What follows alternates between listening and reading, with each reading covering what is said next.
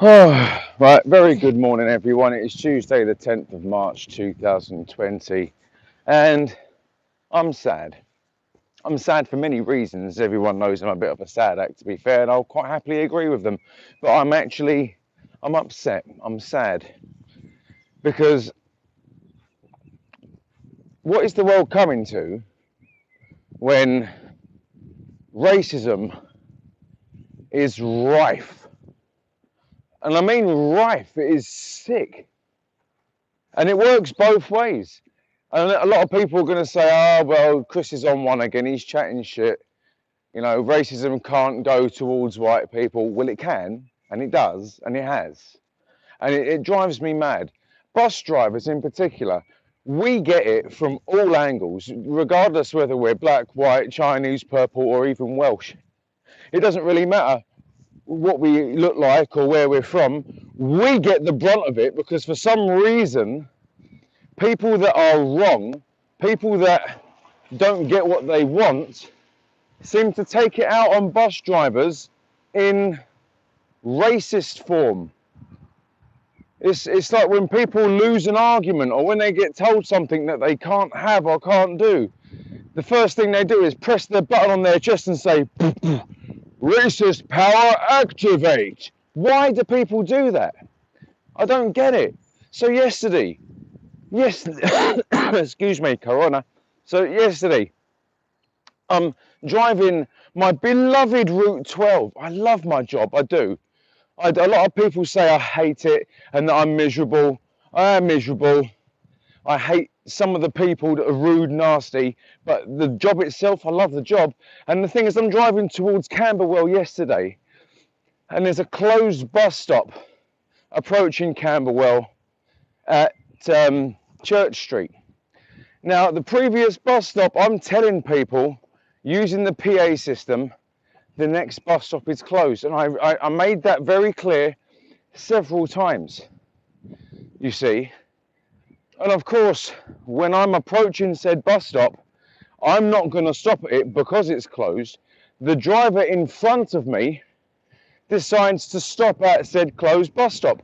Now, of course, the young black girl standing next to me starts effing and blinding at me, calling me all kinds of colourful language because I'm doing my job correctly, while she's on the phone to her friend. And then she starts saying, blood clot, dickhead, fucking white bus driver. Really? Really? Blood clot, dickhead, fucking white bus driver. You didn't need to call me a blood clot for one because I'm not a tampon. And yes, I do know what it means.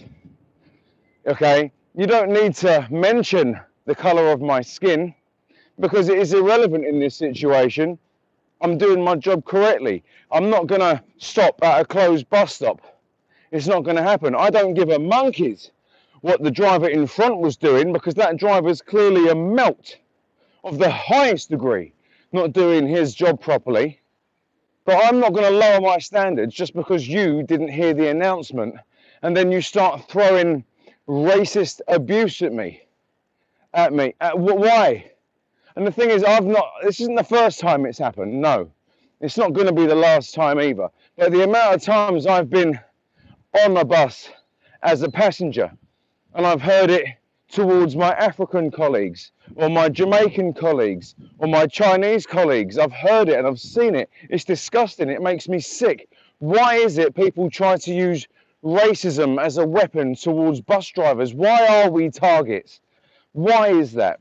Is it because we're sat in the cab and we've got that assault screen and you think we ain't going to say or do nothing? Is that what it is? Is it because you think because we drive a bus, we must be of a lower intelligence than you? Is that what it is? I can tell you now, it's not. It's not. A lot of my colleagues, including myself, are actually very clued up. We're very highly intelligent and very highly trained in many different areas. We literally choose to do bus driving because it's money for sitting on our backsides. You see, don't just assume we're stupid because we drive a bus. You see, you actually have to get the bus because you can't drive. So that's instantly one thing we've got that you haven't got. So just think about it for 1 second. But I'm sick to death. I see it all the time. All the time. And the thing is, I get this sort of abuse almost on a daily basis. I do. On a daily basis. And the thing is, when I talk to someone about it, I get told, oh, just let it go. I'm blowing it out of proportion. Or I get told, oh, no, you don't know what it's like to receive racism. You're white. Really? Really? Well, let me tell you something.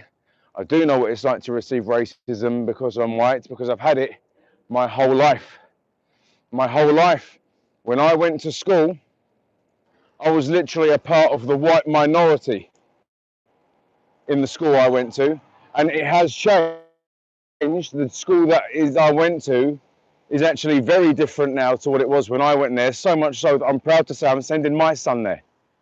But when I was at school, I was a part of the white minority, and you knew that, and you felt that because it was rubbed in your face on a daily basis. You see, I work in a garage where the majority of my colleagues are black, either African or Jamaican or heritage thereof. That is the reality of it. And that's fine by me. That's fine because I get on with everyone. That's cool. It doesn't bother me one bit. But when someone says to me, I don't know what it's like because I'm white, please don't start swinging that shit with me because that ain't going to work.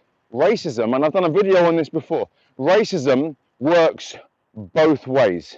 I get offended too.